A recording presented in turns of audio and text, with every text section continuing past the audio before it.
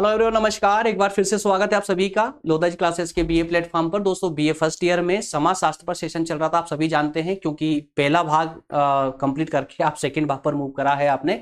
तो दोस्तों, हमारा ये सेकंड भाग हो रहा है आज का, और इस सेकंड भाग में हमने जो पहले भाग में जो डाटा छोड़ दिया था, जिस पर डिस्कशन हमारा छूट गया था, उसी को हम इस सेकेंड भाग में कंप्लीट करेंगे। आप लोगों से हाथ जोड़कर एक गुजारिश है, रिक्वेस्ट है दोस्तों, अगर आपको ये टॉपिक कंप्लीट समझना है तो इसका पहला भाग देखना बहुत ज्यादा आवश्यक है। याद रखिएगा, इसका पहला भाग जरूर देखिए। इसके पहले भाग के लिंक में डिस्क्रिप्शन में स्पेशली डाल दूंगा, उसको जरूर देख लीजिएगा, तभी जाकर के आपका ये पूरा कंसेप्ट क्लियर हो पाएगा, जिसमें हम बात कर रहे थे समाजशास्त्र का अन्य विज्ञानों के साथ संबंध पर। ठीक है ना। तो यहां पर हमें 5 शास्त्रों के साथ में समाजशास्त्र की तुलना करनी थी। 5 में से अर्थशास्त्र और राजनीति शास्त्र पर हम तुलना कर चुके थे समाजशास्त्र की। बचा क्या क्या था दोस्तों? इतिहास, मानव शास्त्र और मनोवैज्ञानिक शास्त्र। ठीक है ना, मनोविज्ञान शास्त्र। तो इन 3 पर हम आज के इस सेकंड पार्ट में चर्चा करेंगे। ठीक है ना। चलिए बढ़ते हैं सेशन में फिर आगे। तो डायरेक्टली दोस्तों हम वहीं पहुंचते हैं जहां से हमने लास्ट वाला पार्ट छोड़ा था। तो मेरे प्यारे दोस्तों, इन सब पर हम डिस्कशन कर चुके थे। जो बेसिक तथ्य थे हमारे, उन बेसिक तथ्यों पर अब हम बात नहीं करेंगे। अब डायरेक्टली सिर्फ हम अपने सेशन पर ही चर्चा करेंगे जहां से हमने पिछली बार छोड़ा था। मतलब ये यहां से छोड़ा था कि समाजशास्त्र और इतिहास की तुलना करनी है। इस तुलना के अंतर्गत हमें समाजशास्त्र और इतिहास के संबंध देखना है, और बाद में हमें इसके दोनों के मध्य में क्या डिफरेंस है, क्या अंतर है, उस पर फोकस करना है। ठीक है ना। पूरे व्यवहारिक रूप से समझते चलिए, एकदम इजी है, सिंपल है, कुछ भी इसमें ऐसा हार्ड जैसा कुछ भी नहीं है। चलिए, तो दोस्तों समाजशास्त्र और इतिहास के संबंधों को लेकर के पहले तो एक थोड़ी सी व्यवहारिक सी बात मैं बोलना चाहूंगा आप लोगों से, जिससे कि आपको ये टॉपिक में थोड़ा सा जो है आपका कॉन्सेंट्रेशन बन जाएगा। ये समझिए दोस्तों कि एक बात बताइए, आज की समाज की घटनाओं का अध्ययन कौन करता है? अब तक आप अच्छे समझ चुके हैं जो भाई वर्तमान में जो घटित हो रहा है उसका अध्ययन कौन करता है? तो आप बोलेंगे समाजशास्त्र करता है। ठीक है, आज की घटनाओं का अध्ययन समाजशास्त्र ने किया है ना। तो ये बताइए कि समाजशास्त्र में जो आज घटित हुआ है, जो लिखा गया है, जो अध्ययन हुआ है, यही अध्ययन आज से 10 साल बाद क्या समाजशास्त्र का ही अध्ययन कहलाएगा? कंफ्यूज हो गए ना?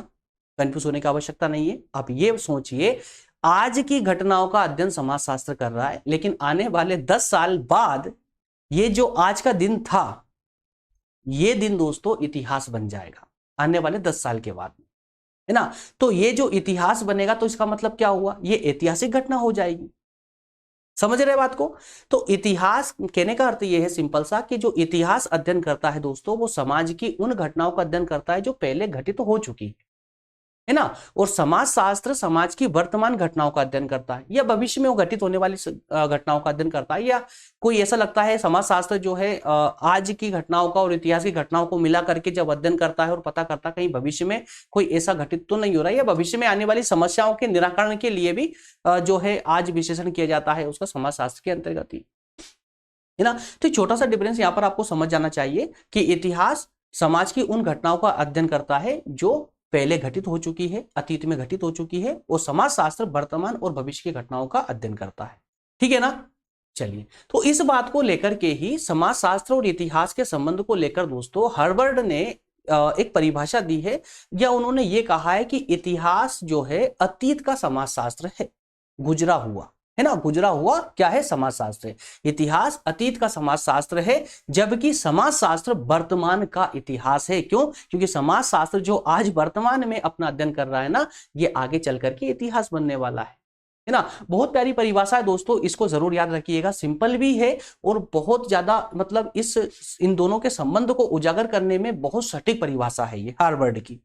क्लियर ना? चलिए, तो दोस्तों अब हम संबंध पर पॉइंट टू पॉइंट बात करेंगे, डायरेक्टली पॉइंट टू पॉइंट बात करेंगे। 4 बिंदु मैंने यहां संबंधों को लेकर दिए हैं, डायरेक्ट इस पर ही बात करेंगे, है ना। और इसी के साथ में इसको पढ़ते पढ़ते ही इसका व्यवहारिक पक्ष भी हम इसको समझते हुए चलेंगे, जिससे कोई कंफ्यूजन ना बचे, पूरा क्लियर होता चले। चलिए, इतिहास मनुष्य जाति के अतीत की गतिविधि का अध्ययन करता है। समझते चलिए दोस्तों, जहां डिफिकल्ट होगा मैं आप लोगों को समझाऊंगा, है ना। इतिहास जो है मनुष्य के अतीत की गतिविधियों का अध्ययन करता है। इतिहास द्वारा जो ज्ञान प्राप्त होता है, समाजशास्त्र उस ज्ञान को आगे बढ़ाता है और उसका उपयोग वर्तमान और भविष्य की समस्याओं के विश्लेषण के लिए करता है। आई होप क्लियर हो जाएगा इतना में ही। इतिहास कहने का अर्थ ये दोस्तों यहाँ पर कि इतिहास जो है मनुष्य की उन घटनाओं का अध्ययन करता है जो पहले घटित हो चुकी है, मतलब अतीत की घटनाओं का, ठीक है ना। और इस अध्ययन से, इतिहास के इस अध्ययन से जो हमें जानकारी प्राप्त होती है, उस जानकारी को आगे बढ़ाते हुए समाजशास्त्र उस जानकारी को आगे बढ़ाते हुए उसका उपयोग वर्तमान और भविष्य में आने वाली समस्याओं के विश्लेषण में करता है। कोई दिक्कत दोस्तों यहां तक का नहीं होना चाहिए। सेकंड पॉइंट है, इतिहास युद्ध का वर्णन करता है। समझ, यहां पर इतिहास युद्धों का वर्णन करता है, लेकिन जिन कारणों से युद्ध घटित होता है उन घटनाओं का अध्ययन समाजशास्त्र करता है। युद्ध को प्रोत्साहन जो देती है, जो घटनाएं युद्ध को प्रोत्साहन देती है, उसका अध्ययन यहां समाजशास्त्र के द्वारा किया जाता है। क्लियर है ना। तो फिर से देखिए, इतिहास युद्धों का वर्णन करता है या युद्ध की घटनाओं का अध्ययन करता है, युद्ध का अध्ययन करता है, परंतु समाजशास्त्र उन क्रियाओं का या कहें कि उन घटनाओं का अध्ययन करता है जो युद्ध को प्रोत्साहन देती है। मतलब समाजशास्त्र युद्ध का सामाजिक घटनाओं के रूप में अध्ययन करता है, साथ ही वह इसके प्रभावों का भी अध्ययन करता है कि युद्ध क्यों घटा है, कि ऐसी कौन सी सामाजिक घटना घटित हुई जिसके कारण युद्ध ने जन्म लिया, और साथ ही साथ में इस युद्ध के क्या प्रभाव हुए, नकारात्मक या सकारात्मक, ये जो भी प्रभाव हुए उन सबका वर्णन करना, उन सबका अध्ययन करना समाजशास्त्र का कार्य है। ठीक है ना। तो इस प्रकार इतिहास द्वारा हमें जो ज्ञान प्राप्त होता है, समाजशास्त्र उसी का उपयोग करके अपने सिद्धांतों का प्रतिपादन करता है। सिंपल है, ठीक है ना। बताइए, कोई डिफिकल्टी यहां पर दोस्तों कुछ भी नहीं होना चाहिए। भाई इतिहास जो अतीत का अध्ययन कर रहा है, क्योंकि इतिहास जिस अतीत का अध्ययन कर रहा है वो भी तो समाज की घटनाएं थी, तो उस अतीत में जो घटनाएं घटित हो चुकी है, उन घटनाओं के आधार पर हम वर्तमान की समस्याओं को सोल्व कर सकते हैं। इसीलिए कहा गया है कि इतिहास के जो अध्ययन होता है, इतिहास के अध्ययन से सहायता प्राप्त, या कहें कि इतिहास के अध्ययन का उपयोग समाजशास्त्र वर्तमान की समस्याओं को सुलझाने में करता है। ठीक है ना। तो समाजशास्त्र अपने अध्ययन के लिए, या समाजशास्त्र समाज की घटनाओं के अध्ययन के लिए जिन सिद्धांतों का प्रतिपादन करता है, उन सिद्धांतों का निर्माण इतिहास से प्राप्त तथ्यों के माध्यम से किया जाता है। आई होप क्लियर होगा दोस्तों, ठीक है ना। चलिए, अगर क्लियर है तो फिर आगे बढ़ते हैं और अगले में हम बात करेंगे समाजशास्त्र और इतिहास के मध्य में अंतर। अब संबंध को हमने 5 बिंदुओं के माध्यम से देख लिया, तो अब यहां पर एक छोटा सा अंतर भी है, उन अंतरों को भी 5 बिंदुओं के माध्यम से देख लेते हैं। एग्जैक्टली हम ये नहीं बोल सकते कि समाजशास्त्र और इतिहास पूरी तरह संबंधित है। अगर पूरी तरह संबंधित होते तो बताइए दोनों अलग अलग क्यों है। समाजशास्त्र क्यों है, इतिहास क्यों नहीं हुआ, इतिहास क्यों है, समाजशास्त्र क्यों नहीं हुआ, है ना। अगर दोनों पूरी तरह से संबंधित होते तो फिर आपस में ज्वाइंट होते, ये एक ही विषय होते। क्लियर है ना। तो इसीलिए दोस्तों यहां पर इसके अगर संबंध है दोनों के बीच में, तो यहां पर अंतर भी है। अंतर क्या है जरा देखते हैं। जैसा कि हमने देखा था कि समाजशास्त्र समाज की संपूर्ण घटनाओं का अध्ययन करता है। किसका? संपूर्ण घटनाओं का अध्ययन करता है। संपूर्ण घटना का, वर्तमान में घटित होने वाली, वर्तमान में जो घटित होने वाली है या हो चुकी है वर्तमान में या हो रही है, और भविष्य में जो घटना घटित होने वाली है, उनसे संबंधित समस्याओं का अध्ययन भी समाजशास्त्र के अंतर्गत वर्तमान में ही कर लिया जाता है। तो इस प्रकार से हम ये कह सकते हैं कि समाज का एक सामान्य विज्ञान कौन है? समाजशास्त्र है। लेकिन जब इतिहास की बात करते हैं तो इतिहास एक विशेष विज्ञान है। जैसे अर्थशास्त्र एक विशेष विज्ञान था ना, इसी प्रकार से इतिहास भी एक विशेष विज्ञान है। क्यों है विशेष विज्ञान? क्योंकि ये समाज के सिर्फ अतीत का ही अध्ययन करता है या अतीत से ही संबंधित है, इसलिए ये एक विशेष विज्ञान है। इसका क्षेत्र सीमित है। समाजशास्त्र का क्षेत्र व्यापक है और इतिहास का क्षेत्र सीमित है। क्लियर है। तो समाजशास्त्र समकालीन समाज से संबंध रखता है। समाजशास्त्र दोस्तों समकालीन मतलब समकालीन, समझिए समकालीन, अलग अलग कीजिए दोनों को। सम अर्थात की अपना समय, सम अर्थात अपना समय मान लीजिए, मतलब जो वर्तमान में समय है उसकी बात कर रहे हैं।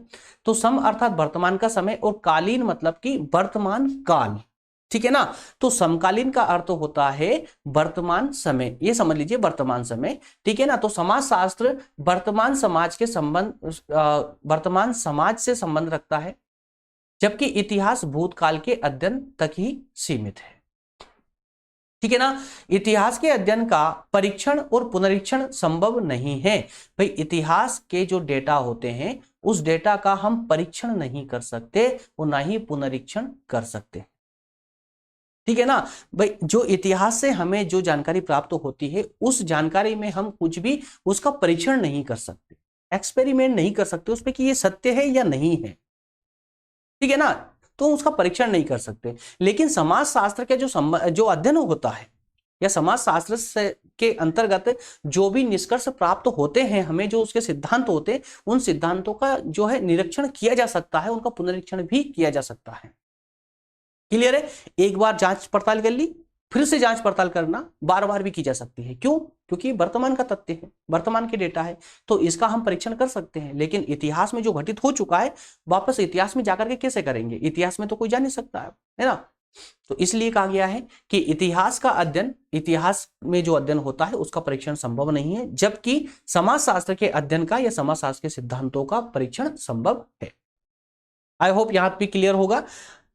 पॉइंट नंबर 4 है समाजशास्त्र इतिहास के क्रमिक अध्ययन को आगे बढ़ाता है। क्या कहा गया दोस्तों? देखिए समाजशास्त्र जो है इतिहास के क्रमिक अध्ययन को, देखिए दोस्तों, भाई आज से पहले जो भी घटित हुआ वो सब इतिहास है ना, और जो आज घटित हो रहा है जिसका अध्ययन समाजशास्त्र कर रहा है वो कल इतिहास बन जाएगा, है ना। तो ये क्या एक क्रम चलता आ रहा है ना, एक क्रम चलता आ रहा है, ये पिछले कई वर्षों से क्रम चलता आ रहा है। तो यहां पर यही तो कहा जा रहा है कि जो समाजशास्त्र है इतिहास का जो एक क्रम चल रहा है ना, इस क्रम को आगे बढ़ा रहा है। बस आज समाजशास्त्र खड़ा हुआ है, बल्कि आज से पहले कौन है?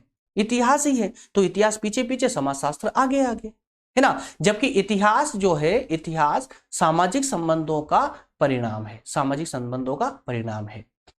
ठीक है।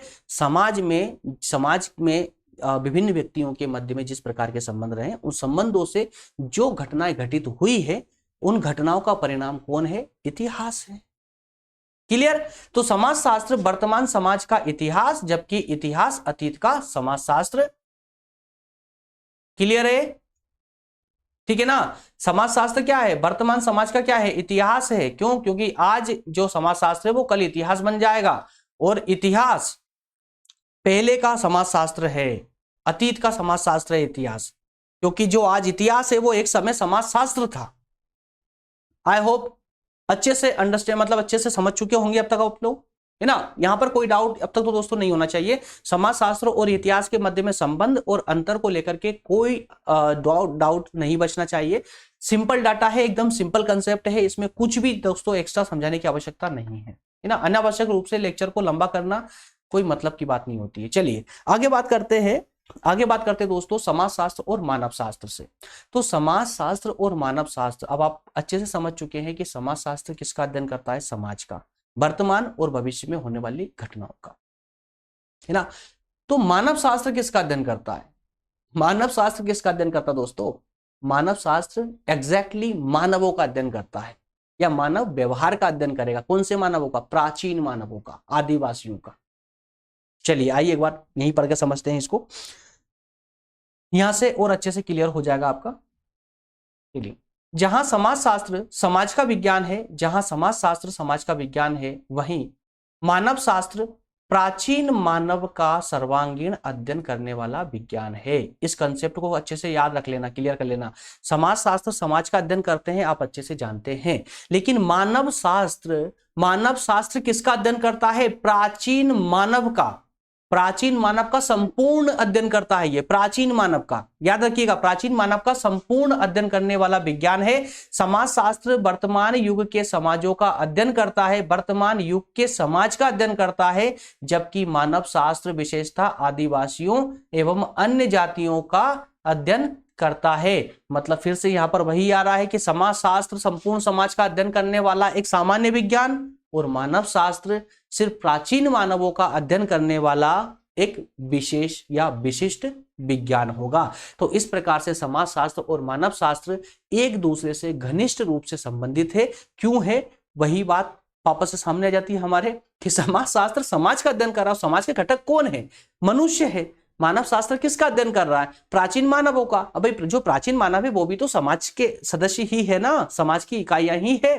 ठीक है ना। तो दोस्तों इसी प्रकार से मानव शास्त्र के ही 3 प्रमुख विभाग है। मानव शास्त्र के 3 प्रमुख विभाग है, कौन कौन से? भौतिक मानव शास्त्र, प्रागैतिहासिक मानव शास्त्र और सामाजिक मानव शास्त्र। 3 प्रकार के विभाग है और इन 3 प्रकार के विभागों का समाज शास्त्र से घनिष्ठ संबंध होता है। इन तीनों विभागों का समाज शास्त्र से घनिष्ठ संबंध होता है। कैसे होता है जरा देखिए। भौतिक मानव शास्त्र मनुष्य के प्रजातीय एवं शारीरिक लक्षणों का अध्ययन करता है। कौन? भौतिक मानव शास्त्र जो है वो मनुष्य के प्रजातीय और शारीरिक लक्षणों का अध्ययन करता है। इससे समाज शास्त्र प्रजाति संघर्ष को समझने में सहायता लेता है। कुल मिलाकर यहां पर ये समझिए, जिस प्रकार से मानव शास्त्र के 3 अलग अलग विषय, मानव शास्त्र में भी 3 विषय है अलग अलग, एक है भौतिक मानव शास्त्र, एक प्रागैतिहासिक मानव शास्त्र, एक सामाजिक मानव शास्त्र, और ये तीनों ही जो इसके खंड है, जो विषय है ना, ये सब्जेक्ट है, ये सब्जेक्ट तीनों के तीनों समाज शास्त्र से जुड़े हुए हैं,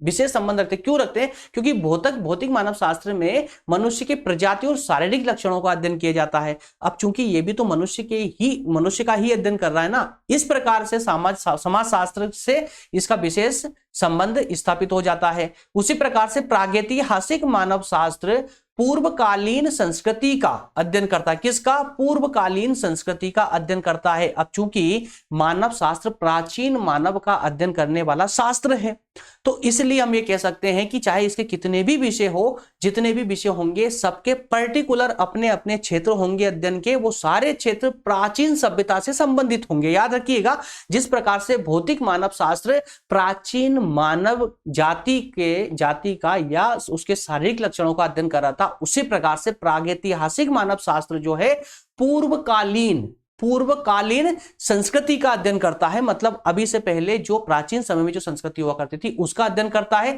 तो इससे समाज शास्त्र वर्तमान संस्कृति को समझने में सहायता लेता है। ठीक है ना। तो समाज शास्त्र को अगर वर्तमान संस्कृति के साथ में उसको कंपेयर करने के लिए कोई संस्कृति तो चाहिए ना, तो पूर्वकालीन संस्कृति को उठा लेता है। किसके माध्यम से? प्रागैतिहासिक मानव शास्त्र के माध्यम से। ठीक है ना। तो इस तरह से प्रागैतिहासिक मानव शास्त्र भी समाज शास्त्र को उसका अध्ययन आगे बढ़ाने में सहायता प्रदान करता है। क्लियर है। तीसरा है सामाजिक मानव शास्त्र। देखिए सामाजिक मानव शास्त्र, तो सामाजिक मानव शास्त्र, मेरे पीछे डाटा आ रहा है, कोई बात नहीं।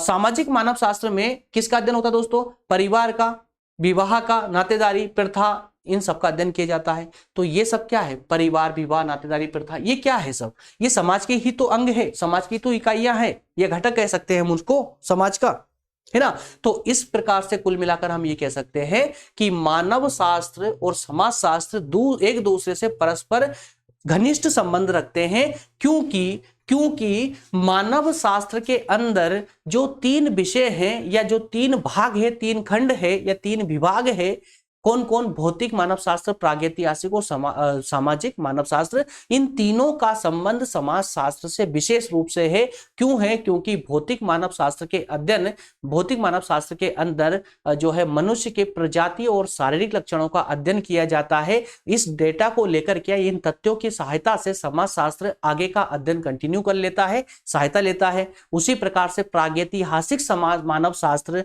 के द्वारा जो अध्ययन के माध्यम से जो जानकारी प्राप्त होती है, उस जानकारी को आगे बढ़ाने के लिए समाज शास्त्र इसकी भी मदद लेता है। इसी क्रम को और आगे बढ़ाते हुए सामाजिक मानव शास्त्र की भी मदद समाज शास्त्र अपने तथ्यों को जो है उन तथ्यों को सुलझाने के लिए, या कहें कि परिवार, विवाह के बारे में या पुरानी जो संस्कृति है उसकी संस्कृति को समझ या जाति व्यवस्था को समझने के लिए इस डेटा का विशेष इस्तेमाल करते हैं, तुलनात्मक अध्ययन करने के लिए इसका इस्तेमाल करते हैं। इसीलिए कहा गया है कि समाज शास्त्र और मानव शास्त्र एक दूसरे से परस्पर संबंधित है। आई होप कोई प्रॉब्लम नहीं होगी। ठीक है ना। एक बार पढ़ना चाहेंगे तो आप पढ़ लीजिए दोस्तों। मैं बोर्ड साफ कर देता हूं जिससे आपको पूरा क्लियर दिखाई दे। एक बार और पढ़ करके समझ सकते हैं इसको।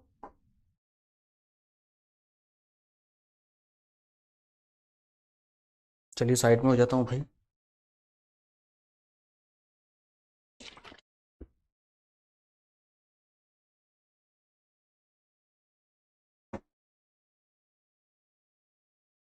ठीक है ना। चलिए तो अब इसको कंटिन्यू आगे करते हैं। आगे बढ़े दोस्तों। चलिए अब संबंध देख लिए हैं। तो अब समाज शास्त्र और मानव शास्त्र के मध्य में क्या अंतर है उस पर भी एक छोटा सा डिस्कशन कर लें, जिससे हमारा ये कंप्लीट हो जाए। अच्छा, संबंध का कुछ पार्ट बचा हुआ है, इसको पढ़ लीजिएगा दोस्तों आप, है ना। ये बेसिकली क्लियर हो चुका है हमारा अंतर। तो समाज शास्त्र, अब अंतर के अंतर्गत दोस्तों थोड़ा सा ध्यान दें आप लोग। अब चूंकि हमने दोनों के संबंध को समझने का प्रयास किया है एक व्यवहारिक तथ्यों के माध्यम से ही, उसी प्रकार से उन्हीं तथ्यों के माध्यम से अब इसके अंतर को भी जरा देख लेते हैं। समाजशास्त्र एक विशुद्ध विज्ञान है। विशुद्ध विज्ञान क्यों कहा गया है? क्योंकि ये समाज के प्रत्येक तथ्य का अध्ययन करता है, इसलिए इसे समाज का एक विशुद्ध विज्ञान कहा गया है। जबकि मानव शास्त्र एक व्यवहारिक सामाजिक विज्ञान है, एक व्यवहारिक सामाजिक विज्ञान है जो सिर्फ एक व्यवहार का अध्ययन करता है ना। समाज शास्त्र का संबंध वर्तमान जटिल और सभ्य समाज के अध्ययन से है। मतलब समाज शास्त्र जो है वर्तमान की जो समाज है उसका अध्ययन करता है, वर्तमान की जो सभ्य समाज है उसका अध्ययन करता है। जबकि मानव शास्त्र सरल और आदिम समाजों का अध्ययन करता है। तो यहां पर विद्वानों का मानना यह है कि अभी से पहले अर्थात प्राचीन समय में जो समाज थी वो सरल थी, वो सरल थी। जो आदिम समाज हुआ करती थी वो सरल समाज थी, है ना। तो उसका अध्ययन यहां पर क्यों कौन कर रहा है? मानव शास्त्र कर रहा है। लेकिन समाज शास्त्र आज की जटिल सामाजिक व्यवस्था का अध्ययन करती है। क्लियर? समाज शास्त्र के अंतर्गत केवल समकालीन सामाजिक प्रक्रियाओं का अध्ययन किया जाता है। समाज शास्त्र के अंतर्गत केवल समकालीन सामाजिक प्रक्रियाओं का अध्ययन किया जाता है, जबकि मानव शास्त्र के अंतर्गत आदिम मानव के संपूर्ण जीवन और भौतिक पक्षों का अध्ययन किया जाता है। क्लियर है? समाज शास्त्र में सामाजिक सर्वेक्षण एवं सांख्यिकी पद्धति का विशेष महत्व है, वहीं मानव शास्त्र में सहभागी अवलोकन को सर्वाधिक महत्व दिया जाता है। सहभागी अवलोकन को, किसको? सहभागी अवलोकन को। तो आई होप कि ये 4 बिंदु इसके भी एकदम क्लियर, एक सिंपल से भाषा में है यार, इसमें क्या समझाएं आप लोग, क्या एक्सप्लेन करें इसमें, ठीक है ना। आगे बढ़ते हैं दोस्तों, चलिए आगे बढ़ते हैं। और जो लास्ट हमारा बचता है वो लास्ट है मनोविज्ञान। क्या है? मनोविज्ञान। तो समाज शास्त्र और मनोविज्ञान, समाज शास्त्र और मनोविज्ञान। मनोविज्ञान मतलब कि विचार, सिंपल सी बात है, विचार, मनुष्य के विचार, है ना। तो मनोविज्ञान मतलब मनुष्य के, मानव के विचार या मानव के द्वारा किए जाने वाला व्यवहार। तो यहां समाज शास्त्र जो पूरे समाज का अध्ययन करता है, उस समाज में मानव भी तो इंक्लूड है ना। और मनोविज्ञान सिर्फ और सिर्फ मानव के व्यवहार का अध्ययन करता है। किसका? मानव के ओनली व्यवहार का अध्ययन करता है। ठीक है? अगर ठीक है तो फिर बढ़ते हैं आगे, चलिए फटाफट इसको भी कंप्लीट कर लेते हैं। चलिए, समाजशास्त्र और मानव शास्त्र मनोविज्ञान के बीच में क्या क्या संबंध है, दोनों को किस प्रकार से दोनों को आपस में मर्ज किया जा सकता है, जरा उस पर फोकस करते हैं। समाजशास्त्र समाज का अध्ययन करता है, सभी जानते हैं, जबकि मनोविज्ञान मानव व्यवहार का विज्ञान है या मानव के व्यवहार का अध्ययन करता है। इस प्रकार समाजशास्त्र और मनोविज्ञान का विषय क्षेत्र बहुत मिलता जुलता है। ठीक है ना भाई, एक तरफ समाज और एक तरफ मानव का व्यवहार, तो आपस में मिलता जुलता ही है ना। और ये दोनों ही यथार्थ विज्ञान भी है, यथार्थ विज्ञान है। दोनों ही तथ्यात्मक और दोनों ही वैज्ञानिक पद्धति का प्रयोग करते हैं। समाजशास्त्र की बात करें तो यह भी तथ्यों का प्रयोग करती है, वहीं मनोविज्ञान भी तथ्यों का प्रयोग किससे संबंधित है। उसी प्रकार से यहां वैज्ञानिक पद्धति का प्रयोग समाजशास्त्र के द्वारा भी किया जाता है और मनोविज्ञान के द्वारा भी। दोनों ही भविष्यवाणी करने की शक्ति अन्य विज्ञानों के मुकाबले कम है। ठीक है ना, समाजशास्त्र में भविष्यवाणी करने की क्षमता कम होती है अन्य विज्ञानों की अपेक्षा। क्यों कम होती है? क्योंकि भविष्यवाणी उसी तथ्य की जा सकती है जिसमें पल पल में बदलाव ना हो। लेकिन यहां तो मानव हर पल बदलता रहता है ना, हर पल बदलता है। तो ऐसे बदलते हुए मानव के व्यवहार को कैसे जज किया जा सकता, कैसे भविष्यवाणी की जा सकती है? इसलिए कहा गया है कि समाजशास्त्र में जो है भविष्यवाणी करने की जो संभावनाएं होती है वो अन्य विज्ञानों से के मुकाबले बहुत कम होती है। तो समाजशास्त्र और मनोविज्ञान दोनों की कंडीशन इस लेवल पर एक ही है ना, दोनों कंडीशन इस लेवल पर एक ही है। तो दोनों में तटस्थता रखना कठिन है, दोनों में तटस्थता रखना कठिन है, दोनों को अलग रखना कठिन है, क्योंकि मनोविज्ञान को समझे बिना समाजशास्त्र में मानव संबंधी क्रियाओं या अंतर संबंधों को समझना बिल्कुल भी असंभव है। भाई समाजशास्त्र में अगर समाज में आप मानव को समझना चाहते हैं ना, तो मानव को कैसे समझेंगे? जब मानव से संबंधित आपके डेटा आपके पास होगा या मानव से संबंधित जानकारी आपके पास होगी, वो मानव से संबंधित या मानव के व्यवहार की जानकारी कौन इकट्ठा करेगा? मनोविज्ञान करेगा, है ना, क्योंकि व्यक्ति के व्यवहार का अध्ययन मनोविज्ञान करता है। ये तो इसीलिए कहा गया है कि समाजशास्त्र जो है समाज का अध्ययन करते वक्त मानव के व्यवहार को जानने के लिए मनोविज्ञान की मदद लेता है या मनोविज्ञान की सहायता प्राप्त करता है। क्लियर? चलिए, उसी प्रकार सामाजिक संबंधों, व्यवहारों, क्रियाओं और घटनाओं को जाने बिना मानव मनोविज्ञान के बहुत से गुण रहस्य छिपे ही रह जाते हैं। इस प्रकार दोनों विज्ञान एक दूसरे से संबंधित है या एक दूसरे की पूरक है। तो यहां पर भी यही कहा गया है कि जो सामाजिक संबंध, देखिए यहां पर अगर आप मानव व्यवहारों के अध्ययन करना चाहते हैं, मानव व्यवहार का अध्ययन करना चाहते हैं, तो उस अध्ययन के लिए भी आपको समाजशास्त्र के द्वारा किए गए अध्ययन की आवश्यकता पड़ेगी, जिसमें मानव के व्यवहारों, उनकी क्रिया, उनके से संबंधित घटनाएं, इन सब का अध्ययन तो आपको करना ही पड़ेगा ना मानव का व्यवहार जज करने के लिए। तो उसके लिए आवश्यक है कि आपको समाजशास्त्र की मदद लेनी पड़ेगी। तो कुल मिलाकर के ये कहा जा सकता है, अंततः ये कहा जा सकता है कि समाजशास्त्र और मनोविज्ञान काफी हद तक एक दूसरे से संबंधित है, लेकिन ऐसा नहीं कहा जा सकता कि ये पूर्णतः संबंधित है। इसमें कुछ अंतर भी पाए जाते हैं, और वो अंतर कौन से हैं? चलिए अगली स्लाइड में हम उन्हीं को देखने वाले हैं, उसी पर बात करेंगे। उनके बीच में अंतर, समाजशास्त्र और मनोविज्ञान के मध्य में जो अंतर है दोस्तों, वो भी हम 5 बिंदुओं के माध्यम से समाप्त करेंगे, कंप्लीट करेंगे, समझने का प्रयास करेंगे, और इसी के साथ में हमारा सेशन भी एंड हो जाएगा, समाप्त हो जाएगा। चलिए, अंतरों में भी दोस्तों हम जरा इसको देख लेते हैं कि अंतर के अंतर्गत हम क्या क्या डिस्कस करने वाले हैं। समाजशास्त्र के अनुसार समाज के व्यवहार का आधार मनुष्य समूह में रहने की प्रवृत्ति है। क्या कहा गया है? थोड़ा सा ध्यान दीजिए इस पर। समाजशास्त्र के अनुसार समाज के व्यवहार का आधार, किसका आधार? समाज के व्यवहार का आधार मनुष्य की समूह में रहने की प्रवृत्ति है। क्या है?